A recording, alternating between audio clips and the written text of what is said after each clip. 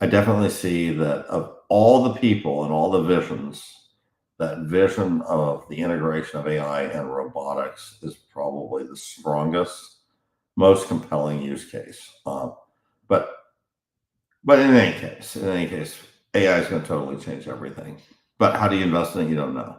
On the other hand, Bitcoin is sort of coming in under the radar here. You know, people in the Silicon Valley like to get involved in things early.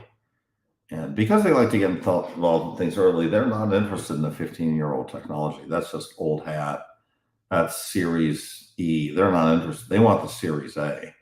They want to get in before the rest of the crowd. So I feel like, and I posted about this, that they feel like they've missed Bitcoin. They feel it's not interesting. It's not going to give them the juice that they kind of want. And it doesn't fit the VC model very well. So they're not loaded up on Bitcoin yet. I feel like they will.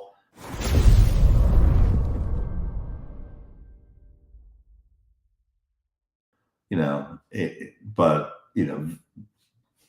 just like Chamath sold all his Facebook stock too early, I think it's not yet clear to this group that Bitcoin is real money. So to summarize my position on this, I think you guys know where I stand with respect to the power law and ultimate hyper Bitcoinization. I think Bitcoin's going to 20x. I think it'll be $1 million a coin within 10 years. I don't think you're going to get that by investing in a lot of these AI plays. You probably will get that investing in NVIDIA, but it may crash a lot before then. So NVIDIA definitely seems like a winner longer term, but as Peter Thiel said, there may be enormous pain in between. And I just love Bitcoin. I feel like the long-term future is good. The entry point is good. Bitcoin at 57,000 is a steal. You should just buy a lot of Bitcoin. If you don't own Bitcoin, I don't know what to tell you. It should be talked about more at an event like this, but they're not focused on it. Silicon Valley's not focused on it, and it doesn't need Silicon Valley, right? So let's be clear. And by the way, Silicon Valley's not focused on gold either, which is at all-time highs.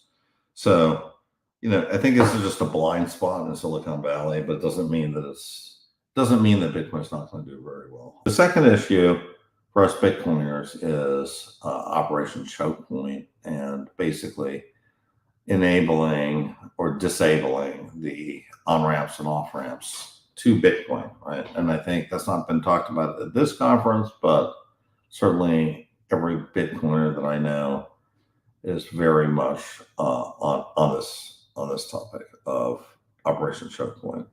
So the ability to have self-custody wallets, the ability to buy and sell Bitcoin easily, the ability to develop a Bitcoin-based economy over the next decade, this becomes a lot more problematic with the Democrats in charge. They hate Bitcoiners. They love bankers. They love rules and restrictions and on-ramps and off-ramps. They want to control everything. And that I think is going to be a huge difference between the candidates. And like the third big difference is taxes, right? And this goes back to control again. Kamala's going to tax the hell out of everybody. Why? Because it's a way of cutting down billionaires to size.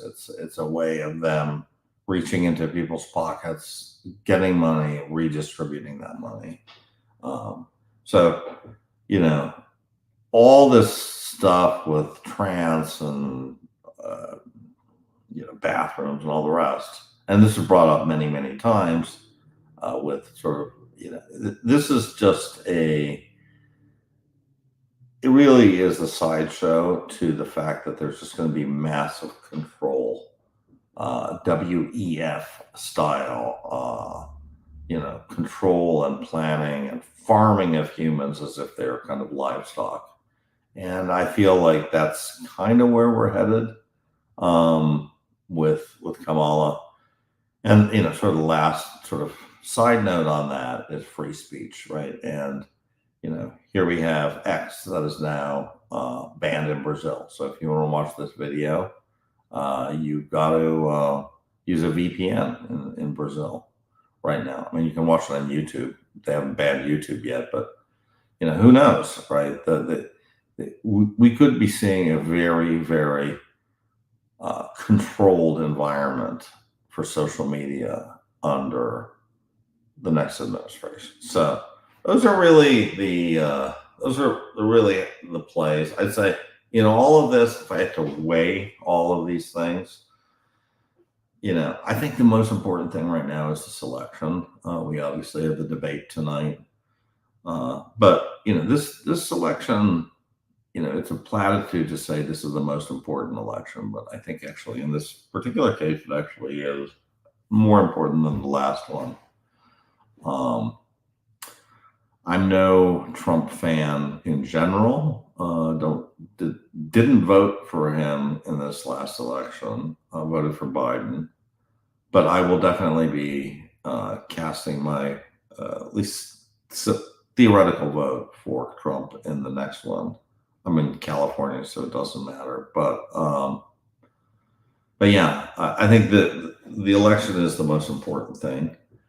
And then with respect to the Bitcoin AI debate, I think Bitcoin is right now the best investment of the two. And I think ultimately AI is going to change the world even more than Bitcoin. But I just don't think it means that you have to put your money there. I think your best bet right now is to put your money. And one last thing I would like to point out is that we're talking about China a little bit in this all in, and Peter Thiel made a very good point that you can't invest in China, right? You can't invest. You have what's probably going to become the world's largest economy. And you can't invest in it, right? You can't directly participate in it. You can't trust these public Chinese companies. You can't buy the private companies. You can't. It's very difficult to do joint ventures in China.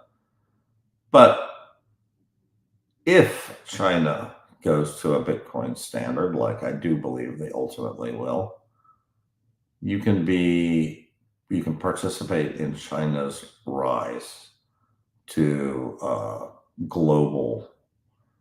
as a global superpower, potentially the global superpower, by owning Bitcoin. So